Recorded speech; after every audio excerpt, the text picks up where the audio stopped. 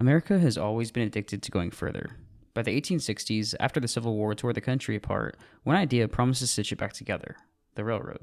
It wasn't just transportation, it was hope, steel hope. A single line of track stretching from ocean to ocean. But underneath the patriotic speeches and shiny promise was one of the biggest financial scams in United States history.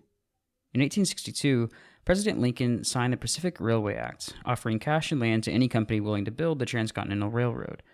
The government paid by the mile, so the longer the track, the bigger the payday.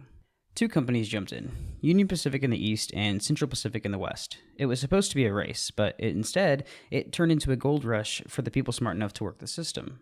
Enter Thomas Durant, a man who realized something huge. The railroad itself didn't actually have to make any money because building it did. He created a second company called Credit Mobilier of America and made the Union Pacific hire it to build the tracks, but both companies were controlled by him and his friends. They paid themselves with government money at double or triple the real cost. Each mile of track was a gold mine, and no one was watching. Meanwhile, investors poured in cash, politicians got secret stock deals, newspapers called it the future, and workers, mostly immigrants and freedmen, died for pennies in brutal conditions. By 1869, the two railroads met in Utah. A golden spike was hammered into the ground, and America celebrated a new era of progress. But the railroad wasn't built on steel, it was built on debt and greed. For a while, it worked. The trains ran, the towns grew, and the investors smiled. But behind the curtains, the books didn't balance.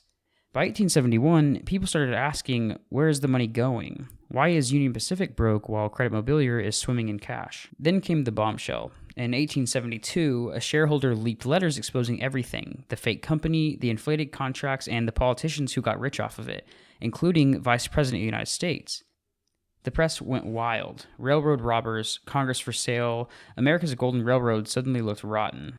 Congress opened hearings, and executives like Oakes Ames admitted they handed out stock to lawmakers as investment opportunities, in other words, legal bribes. The public was furious. They saw for the first time what actually financed their shiny new railroads: lies, fraud, and insider deals. But the scandal was just the start. In 1873, European investors pulled out of overinflated railroad bonds. The entire United States financial system cracked. Banks collapsed. Stocks crashed. The New York Stock Exchange shut down for 10 days. The country was spiraling into what would become known as the Long Depression. Workers who built the tracks lost everything.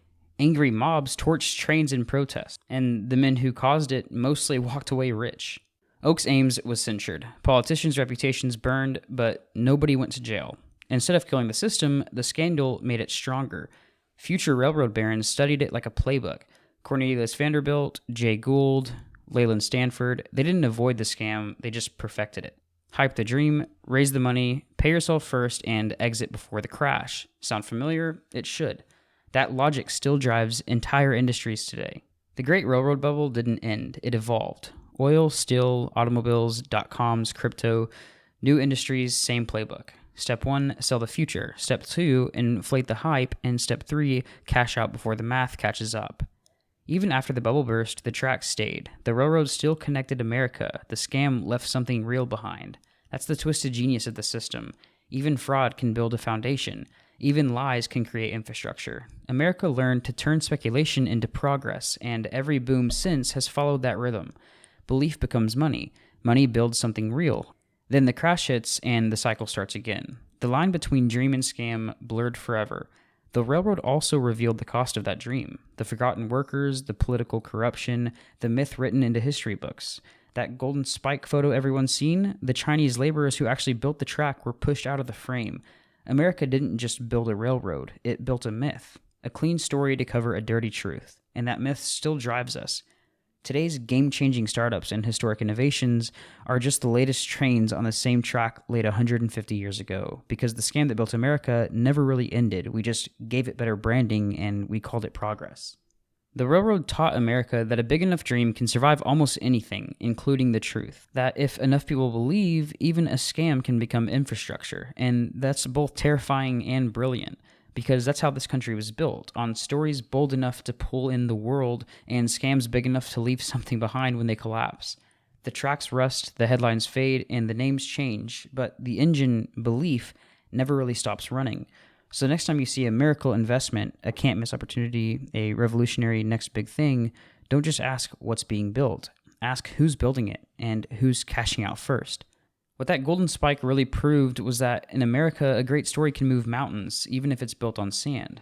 And maybe that's the real legacy here. Not the scam, not the scandal, and not even the railroad, but the story. The belief that something bigger is always just ahead. That if we lay enough track, the future will catch up to the myth that we built. That belief built a railroad. It built industries. It built an empire. And in the end, the tracks don't care whether the train was built on truth or lies. They only remember that it passed through. This is how America was built. Not on certainty, but on belief strong enough to actually make the lies real.